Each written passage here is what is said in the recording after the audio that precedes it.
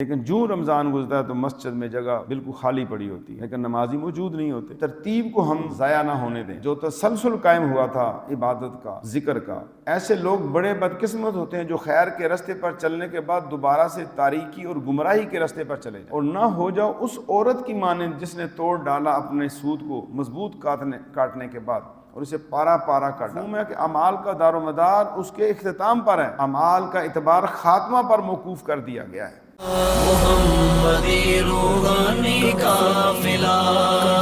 محمدی روحانی قافلہ۔ یہ جو رمضان گزرا اور رمضان کے بعد، رمضان میں بھی وہی اللہ، وہی پاک پروردگار تھا اور اب بھی وہی ہے۔ رمضان ہمیں ایک پورے مہینے کا پیکج ملا جس میں ہمیں بڑھ چڑھ کے عبادت کرنے کا موقع ملا،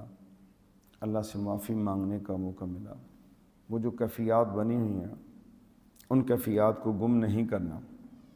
اور اس چیز کا احساس پیدا کرنا ہے کہ اللہ تعالیٰ میرے ساتھ۔ یہ مت سمجھا جائے کہ رمضان تو چلا گیا تو اللہ تعالیٰ نہیں ہے اور وہ نہیں سنے گا، یا اللہ سے اب وہ تعلق ختم ہوگا جو رمضان میں تھا، اور اب عبادت بھی چلی گئی اور اللہ تعالیٰ کا قرب بھی چلا گیا اور دعائیں مانگنے کا جذبہ بھی ختم ہو گیا۔ بلکہ اللہ تو یہ فرما رہا ہے کہ میں تو تمہارے قریب ہوں، اور یہ جو حکم ہے یہ رمضان میں بھی ہے اور غیر رمضان میں بھی ہے۔ رمضان میں بھی اور غیر رمضان میں بھی وہ تمہارے قریب بھی ہے اور تمہاری دعائیں بھی سنتا ہے۔ دل میں جو یہ خیال آتا ہے کہ رمضان چلا گیا اور اس میں اللہ تعالیٰ کے ساتھ جو ایک تعلق قائم ہوا تھا وہ ختم ہو گیا، تو اب اگر دعائیں مانگیں گے تو وہ دعائیں قبول نہیں ہوں گی، تو معاذ اللہ یہ اب ہم اللہ تعالیٰ کی طرف رجوع کرنے اور اللہ تعالیٰ سے اپنا تعلق برقرار رکھنے کا اس درجہ اہتمام نہیں کرتے جو رمضان میں ہم کرتے ہیں۔ تو ہمیں اس غلط فہمی کا فوراً ازالہ فرمانا چاہیے کہ صرف رمضان میں ہی دعائیں قبول ہوں گی اور وہاں ہی درجات بلند ہوں گے، اس کے علاوہ نہیں ہوں گے۔ تو میرے عزیزو، اللہ پہ ایمان لانے کے بعد یہ یقین اللہ سے رکھنا ہے کہ وہ ہر حال میں میرا مددگار ہے اور میری مدد کرے گا اور وہ مجھے تنہا نہیں چھوڑے گا۔ کوئی یہ نہ سمجھے کہ رمضان میں تو شیطان قید تھا، اب رمضان کے بعد آزاد ہو گیا اور وہ ہمیں دبوچ لے گا۔ تو آپ نے شیطان کو دبوچنا ہے، جو اس رمضان کے اندر آپ کو اللہ تعالیٰ نے وہ روحانی طاقت دی ہے، عبادت کے ذریعے، روزے کے ذریعے آپ نے اللہ تعالیٰ کا جو قرب حاصل کیا ہے، اس کے ذریعے آپ اپنے مالک کو زیادہ سے زیادہ راضی کر لیں، اور جب آپ اپنے پاک پروردگار کی راہ پر چلیں گے اور ہر حال میں اور ہر کام کے اندر سنت مبارک صلی اللہ تعالی علیہ وآلہ وسلم پہ عمل پیرا ہوں گے اور حضور صلی اللہ علیہ وسلم کے مبارک طریقے کے اوپر زندگی بسر کریں گے اور اپنے گناہوں کی معافی مانگتے رہیں گے، تو اللہ تعالیٰ آپ کو شیطان کے حملوں سے محفوظ رکھے گا۔ اپنے گناہوں سے توبہ کر کے اللہ تعالیٰ کے فرائض کو ادا کر کے نیکیوں پر عمل پیرا ہو کر تمام اعمال میں اخلاص پیدا کر کے اپنے رب تعالیٰ عز و جل کی بخشش اور جنت کی طرف جانے کی ہم نے کوشش کرنی ہے۔ ماہ رمضان اپنی رحمتوں اور برکتوں کو لٹاتا ہوا ہم سے رخصت ہو گیا۔ اللہ رب العزت آج کے دن ہم سب کو اس برکت والے گھر میں وہ نعمتیں عطا فرمائے اور ہماری دعاؤں کو قبول فرمائے، اور اللہ تعالیٰ ہمیشہ ہمیشہ کے لیے ہمیں ذاکرین میں شمار رکھے، اور لمحہ بھر بھی ہم نفس اور شیطان کے حوالے نہ ہوں۔ اللہ رب العزت کی بارگاہ میں یہ دعا ہے کہ جس طرح ہمیں رمضان کی بابرکت اور پرسعید لمحات میں عبادات، تسبیح و تعلیل اور ذکر و فکر کی توفیق عطا کی، وہیں ہم سب کی اس عاجزانہ کوشش و حاضری کو اپنی بارگاہ میں قبول و منظور فرمائے۔ میرے عزیزو، اللہ رب العزت کی طرف سے رمضان کی شکل میں عطا ہونے والی نعمت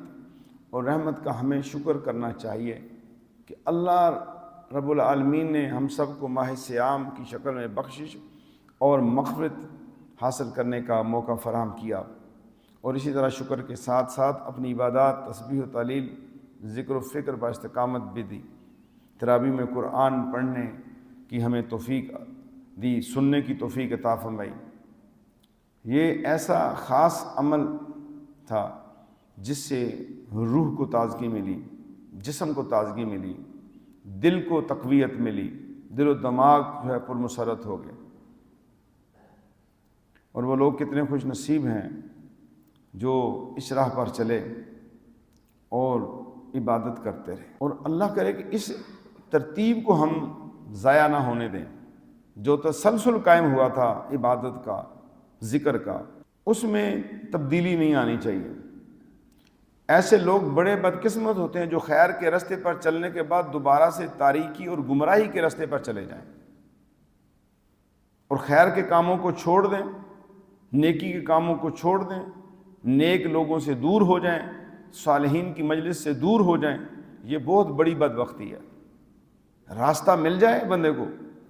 اور پھر اس راستے پہ چل پڑے، چلنے کے بعد پھر وہاں سے بھٹک جائے۔ سورہ نحل میں اللہ تعالیٰ ایک جگہ ارشاد فرماتا ہے جس کا مفہوم ہے، اور نہ ہو جاؤ اس عورت کی مانند جس نے توڑ ڈالا اپنے سود کو مضبوط کاٹنے کے بعد اور اسے پارا پارا کر ڈالا۔ یعنی تم ایسے نہ ہو جاؤ کہ جو برکات و ثمرات اور رحمتیں تم نے حاصل کی ہیں، خواہ وہ رمضان کے اندر تم نے حاصل کی، یا علم دین حاصل کرنے کے ذریعے تم نے حاصل کی، یا کسی نیک و صالح مجلس کے اندر رہ کے تم نے وہ سعادتیں حاصل کی، نیکوں کی صحبت میں رہ کے تم نے حاصل کی، تم اسے ضائع و برباد نہ کر دینا اور دنیا پرستی میں تم مشغول نہ ہو جانا، اور وہ معمولات جو تمہیں اس دور میں ملے، خواہ وہ رمضان المبارک کا دور ہے یا صالحین کی مجلس کا دور ہے، یا آپ بیت اللہ شریف کے اندر ہیں، مدینہ منورہ میں، وہاں کے جو لمحات آپ کو ملے ہیں، تو ان لمحات کو بھولنا نہیں ہے اور ان سے توجہ کو ہٹانا نہیں ہے۔ جیسے ایک حدیث مبارک میں ہے کہ انما الاعمال بالنیات، عمل کا دار و مدار نیت پہ ہے، تو ایک حدیث ہے جس کا مفہوم ہے کہ اعمال کا دار و مدار اس کے اختتام پر ہے، اعمال کا اعتبار خاتمہ پر موقوف کر دیا گیا ہے۔ ارادہ اچھا تھا کام کرنے کا، کام کرتے کرتے ارادہ بدل گیا، لہٰذا اب اس کی نیت کا جو ہوگا ثمر اس کے نتیجے کے اوپر ہوگا۔ آغاز میں کام کی نیت اچھی تھی لیکن بیچ میں جا کے گڑبڑ ہو گئی، تو اس لیے ہمیں اپنا بہت زیادہ خیال کرنا پڑے گا، اور ہمیں اپنے ہر عمل کو دیکھنا ہوگا۔ جس عمل کو ہم نے اللہ اور اس کے رسول کے لیے کیا ہے اس میں اس کے اختتام تک کوئی خرابی تو نہیں آئی۔ اللہ کی رضا کو پانے کے لیے ہم نے اپنی نیت میں کوئی فطور تو نہیں پیدا کر لی، ہمیں ہر چیز جو ہے وہ اللہ ہی کی رضا کے لیے کرنی ہے۔ ایک حدیث مبارک ہے جس کا مفہوم ہے، اور اس کی روایت بھی سیدنا عبداللہ بن عمر رضی اللہ تعالیٰ عنہ فرما رہے ہیں، اور مسند امام احمد بن حنبل کے اندر موجود طبرانی میں بھی یہ حدیث روایت کی گئی۔ ہر عمل کا آغاز کے اندر ایک جوش و خروش ہوتا ہے۔ جب بھی کوئی انسان کسی کام کی طرف ابتدا میں آتا ہے تو اس میں بڑا جوش اور جذبہ ہوتا ہے۔ جیسے کوئی آدمی ابتدا میں امتحان دینے کے لیے بڑی محنت کرتا ہے لیکن امتحان کے اختتام کے وقت وہ جوش اور جذبہ ماند پڑ جاتا ہے۔ آگے ارشاد فرمایا کہ جس شخص نے اپنے کام کو میری سنت کے مطابق مکمل کر لیا ایسا شخص فلاح پا گیا۔ انسان جب بھی رمضان المبارک یا کسی بھی خیر کے کام کے آخری لمحات میں آئے تو اپنے جذبات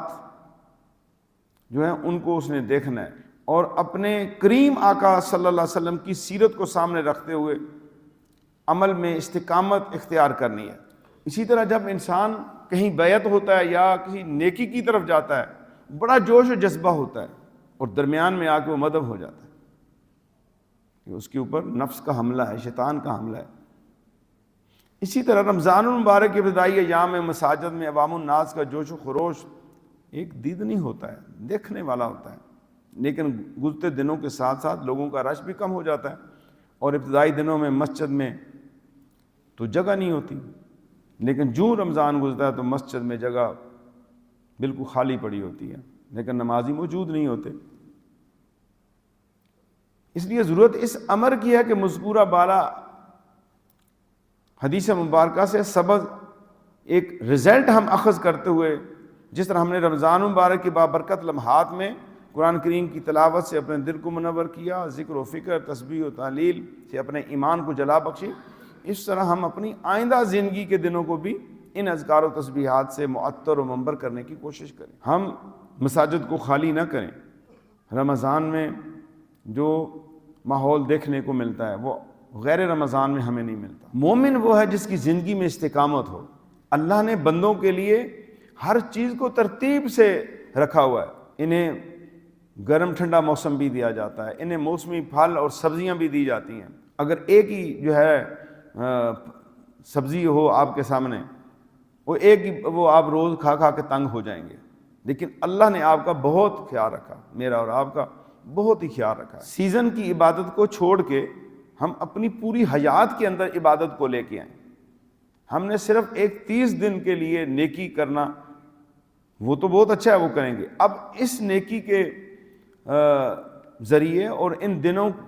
یہ دن جو ہم نے گزارے ہیں، اسے ہم نے اپنی پوری زندگی کے اندر لاگو کرنا ہے۔